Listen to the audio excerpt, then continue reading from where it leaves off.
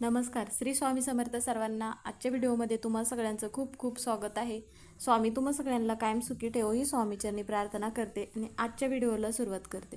तर आजचा व्हिडिओ असा आहे की आता 15 एप्रिलला स्वामींची पुण्यतिथी आहे.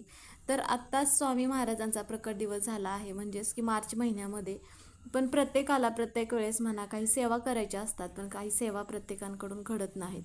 कळत नकळत त्यामध्ये काही ना काही अडचणी येत असतात. तर मग तुम्हाला पण स्वामी महाराजांच्या सेवा करायच्या असतील तर मग स्वामींच्या पुण्यतिथीपर्यंत तुम्ही या सेवा करू शकता. त्यामध्ये तुम्ही श्री स्वामी चरित्र सारामृत या ग्रंथाचे पारायण करू शकता किंवा मग तुम्ही गुरुचरित्राचे पारायण केलात तरीही चालेल. पण ज्यांना गुरुचरित्राचे पारायण करणं शक्य होत नाही तर त्यांनी मग काय करायचं आहे, गुरुचरित्रामधील एक अध्याय असा आहे की तो अध्याय जरी तुम्ही वाचन केलात तरी तुम्हाला संपूर्ण पारायण केल्याचं मग फळ मिळत असतं. त्याचप्रमाणे तुम्हाला इतर पण सेवा करायच्या आहेत, म्हणजेच की स्वामी महाराजांचं नामस्मरण करायचं आहे. त्यामध्ये श्री स्वामी समर्थ या नामाचा मग दररोज 11 वेळा नामजप करायचा असेल, तर जर तुमच्याकडून नामजप करणं शक्य होत नसेल तर मग तुम्ही लिखित नामजप पण करू शकता ज्यावेळेस तुम्हाला वेळ असेल त्या वेळेमध्ये. पण आपण ज्या सेवा करणार आहोत तर त्या सेवा करत असताना बऱ्याच अडचणी म्हणा किंवा काही ना काहीतरी समस्या येत असतात. तर त्यामध्ये काय होतं की महिलांना मासिक धर्म येतो, तर मग तेवढे दिवस आपल्याला वगळायचे आहेत आणि मग पुढील जी सेवा आहे तर ती चालू करायची आहे.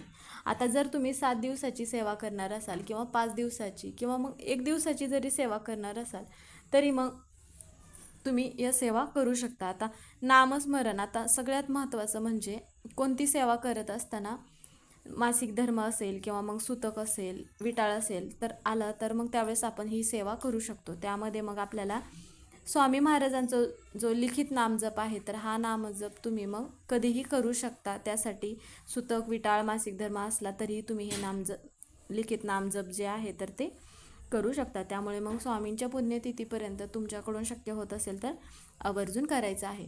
आणि सगळ्यात महत्त्वाची गोष्ट म्हणजे गुरुचरित्रामधील कोणता अध्याय आपल्याला पठण करायचं आहे तीच माहिती आपण आजच्या व्हिडिओमध्ये घेणार आहोत आणि कोणत्या सेवा आपल्याला करायच्या आहेत त्याबद्दलची सगळी माहिती घेणार आहोत. त्यामुळे व्हिडिओ शेवटपर्यंत बघा म्हणजे तुम्हाला माहिती पूर्णपणे समजेल.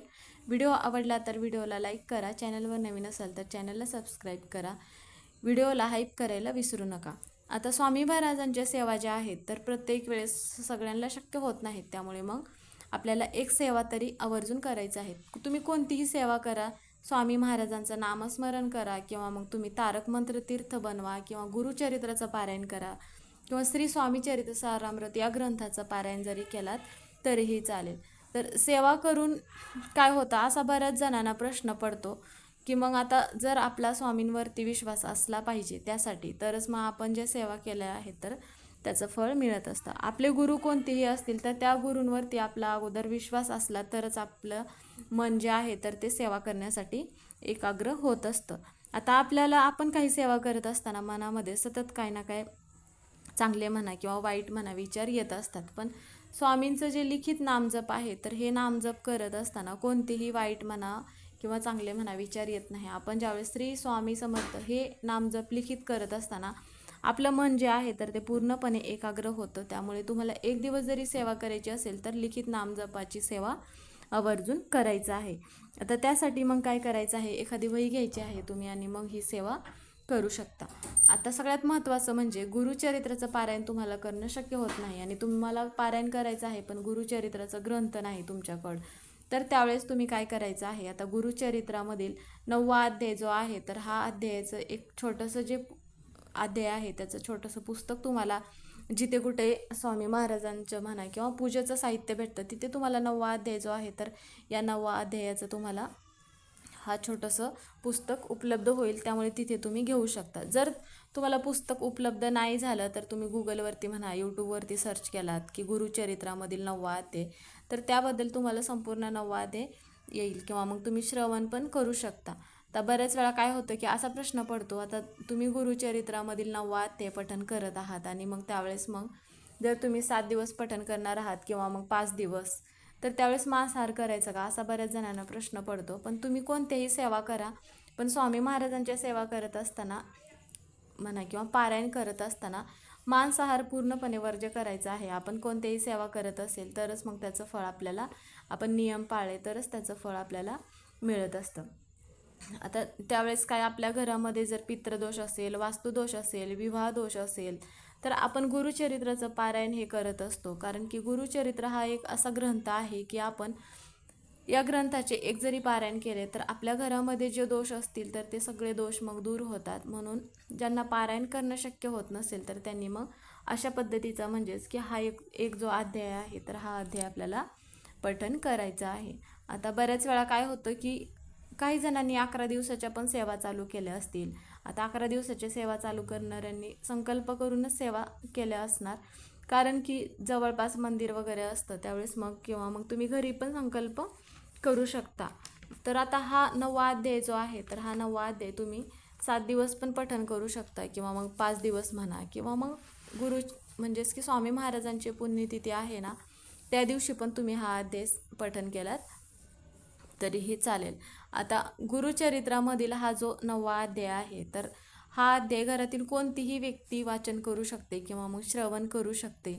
त्यावेळेस मग काय करायचं आहे, स्वामी महाराजांची पूजा म्हणजेच की एखादा पाठ घ्यायचा आहे किंवा चौरंग घ्यायचा आहे, त्यावरती स्वामी महाराजांचा फोटो असेल किंवा मूर्ती असेल तर ती मूर्तीची म्हणा फोटोची स्थापना करायचं आहे. आणि तुमच्याकडे ज्या पद्धतीचं म्हणजेच की साहित्य असेल त्या पद्धतीने तुम्ही जशा पद्धतीने तुमच्याकडून स्वामी महाराजांची पूजा घडणार असेल त्या पद्धतीने करायचं आहे. म्हणजेच की अभिषेक घालायचा आहे स्वामी महाराजांना, पिवळ्या रंगाची फुलं अर्पण करायचं आहे, एखादा गोडाचा पदार्थ स्वामी महाराजांना नैवेद्य म्हणून ठेवायचा आहे. तर कोणतीही सेवा करत असताना आता मुलगा असेल किंवा मुलगी असेल तर कोणीही ही सेवा करू शकतात. त्यासाठी फक्त महिलांना मासिक धर्माने सुतक असेल तर ही सेवा जी आहे तर ही सेवा करता येणार नाही. आता ही सेवा कधी करायची आहे, तुम्ही सकाळी करू शकता किंवा मग संध्याकाळी केलात तरीही चालेल. जर तुम्ही 7 दिवस किंवा 5 दिवस करणार असाल तर कोणती तरी एकच वेळ ठरवायचा आहे आणि मगच या ग्रंथाचं म्हणजेच की हा जो अध्याय आहे तर या अध्यायाचं वाचन करायचं आहे. तर बऱ्याच जणांना असा प्रश्न पडेल की आमचे गुरुचरित्राचं पारायण चालू आहे तर मग आम्ही पण हा अध्याय वाचन करायचा का? गुरुचरित्राचं पारायण चालू असेल किंवा स्वामी चरित्र सारामृत या ग्रंथाचं पारायण चालू असेल तर तुम्हाला इतर कुठल्याही सेवा करण्याची आवश्यकता नाही. कारण की आपण गुरुचरित्राचं पारायण करत असताना श्री स्वामी समर्थ नामाचा जप करत असतो. तारक मंत्र तीर्थ जे आहे तर ते पण आपण बनवत असतो. त्याचप्रमाणे मग गुरुचरित्रातील 7 दिवस जशा पद्धतीचं वाचन असतं तशा पद्धतीचं टप्प्याटप्प्याने आपण वाचन करत असतो. त्यामुळे मग इतर कुठलाही अध्याय वगैरे वाचन करण्याची तुम्हाला आवश्यकता नाही. त्याचप्रमाणे तुम्ही तारक मंत्र तीर्थ जे आहे तर तारक मंत्र तीर्थ मग 11 वेळा म्हणा किंवा 7 वेळा म्हटलात तरीही चालेल. आणि त्यानंतरची सेवा म्हणजे श्री स्वामी समर्थ नामाचा जो जप आहे तर हा जप मग आवर्जून करायचा आहे. आता या सेवा जर तुम्हाला 7 दिवस किंवा 5 दिवस नाही शक्य झाल्या तर स्वामी महाराजांची पुण्यतिथी 15 एप्रिलच्या दिवशी आहे. त्यामुळे या दिवशी तरी मग तुम्ही आवर्जून हा अध्याय पठण करून या ज्या सेवा आहेत तर या सेवा मग करायच्या आहेत. कारण की आपण ज्यावेळेस आपल्या गुरूंची सेवा करत असतो त्यावेळेस आपल्यावरती आपल्या गुरूंची कृपा राहते. आपल्या नशिबात जे नसेल तेही आपल्याला स्वामी महाराज देत असतात, हे तर सगळ्यांना माहितीच आहे. आणि स्वामी महाराजांची कृपा आपल्यावरती आपल्या घरावरती राहावी, आपल्या नशिबात जे नाही ते सुद्धा स्वामी महाराज आपल्याला द्यावे म्हणून आपण मनापासून सेवा करत असतो. आपण जर मनापासून सेवा केली तरच आपल्याला त्याचं फळ मिळत असतं. म्हणून मग तुम्हाला पण स्वामी महाराजांच्या सेवा करायच्या आहेत तर मग गुरुचरित्रातील हा जो 9वा अध्याय आहे तर तो 9वा अध्याय पठण करायचा आहे. तर तुम्हाला माहिती समजलीच असेल तर व्हिडिओ कसा वाटला कमेंट करून नक्की सांगा. कमेंटमध्ये श्री स्वामी समर्थ हे लिहायला विसरू नका. व्हिडिओ पूर्ण बघितल्याबद्दल धन्यवाद.